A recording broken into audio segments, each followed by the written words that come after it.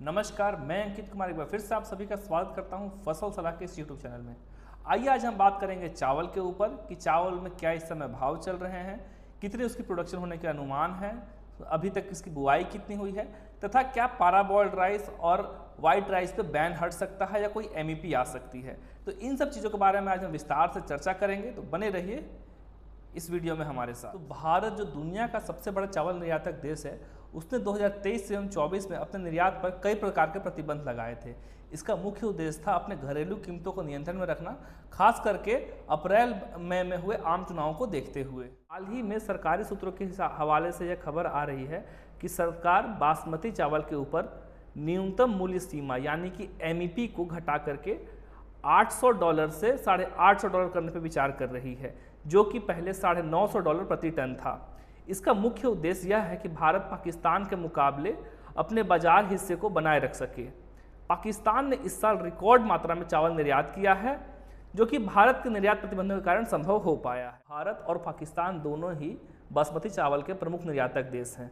भारत हर साल 4 million metric ton से ज़्यादा बासमती चावल का निर्यात कर रहा है।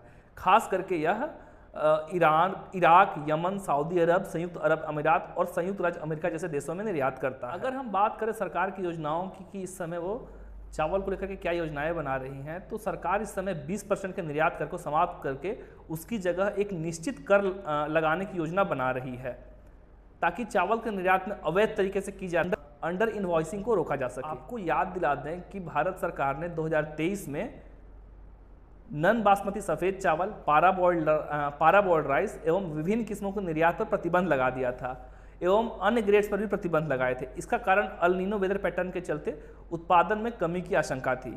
उस समय हम आपको यह भी याद दिलाते चलते हैं कि गेहूं पर भी अन्य तरीके के प्रतिबंध लगाए जा चुके थे, ताकि भारत की जो खाद्य सुरक्षा है या फूड सिक्योरिटी है उसको मेंटेन किया जा सके।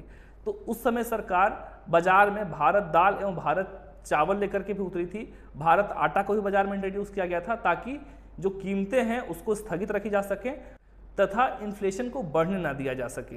चावल निर्यात संघ यानी कि आरईए के अध्यक्ष बीवी कृष्णा राव ने कहा है कि चावल की आपूर्ति इस समय स्थानीय मांगों से अधिक है तथा ऐसे में स्टॉक प्राइस को खराब होने से बचाने का सबसे अच्छा तरीका है कि निर्यात प्रतिबंधों को हटाना तथा चावल का निर्यात जारी रखना है।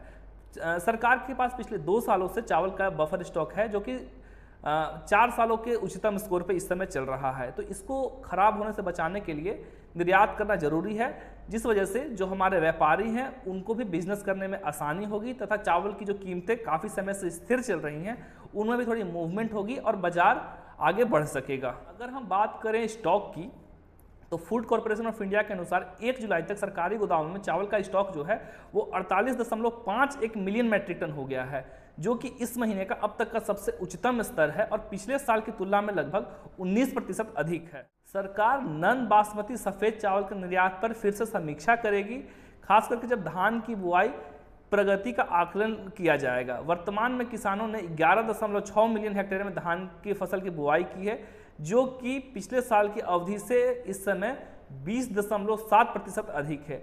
आइए इस ग्राफ के माध्यम से हम देखते हैं कि चावल की बुआई किन राज्यों में सबसे ज़्यादा हुई है तथा कहां पे पिछले साल के मुकाबले बढ़ोतरी देखने को मिली है। तो ये जो ग्राफ है वो director of rice development government of India के द्वारा है और ये ग्राफ इस समय 12/7/2024 तक का है। वहाँ अगर हम देखें तो पंजाब में इस समय सबसे ज़्यादा 25 लाख हेक्टेयर में बुआई हो चुकी है, जो कि पिछले साल के मुकाबले औसतन बराबर है।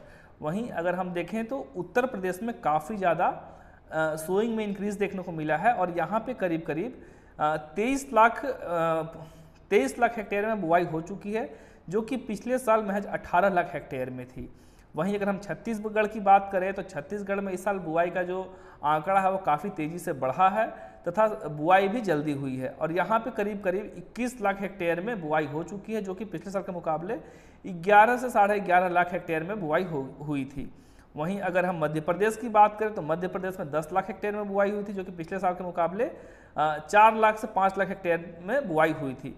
वहीं औसतन इस ग्राफ के माध्यम से देख सकते हैं कि जो ओवरऑल धान का रकबा है उसमें बढ़ोतरी देखने को मिली है। तो ये थे अब तक के बुआई के आंकड़े, ये अभी आगे और बदल सकते हैं। तो जैसे जैसे मानसून आगे बढ़ता है इसमें हमें और अपडेट देखने को मिलेगा। अब इसके बाद हम देख लेते हैं कि इस समय धान की कीमतों में क्या असर चल रहा है, क्योंकि चावल में तो बहुत ज़्यादा बढ़ोतरी देखने को नहीं मिल रही है। बाजार वही 50 से 70 रुपये के साथ में सीमित दायरों में ऊपर नीचे चल रहे हैं। वहीं अगर हम धान की बात करें तो कोसी मंडी में जो भाव है वो 1509 का 1700 से 2550 रुपये है और वहाँ अराइवल अभी 2500 बैगों का हो रहा है। वहीं गदरपुर मंडी उत्तराखंड की बात करें तो वहाँ पे नूरी धान का जो भाव है वो 1650 से 1780 रुपये है और PR 26 का भाव है 1825 रुपये।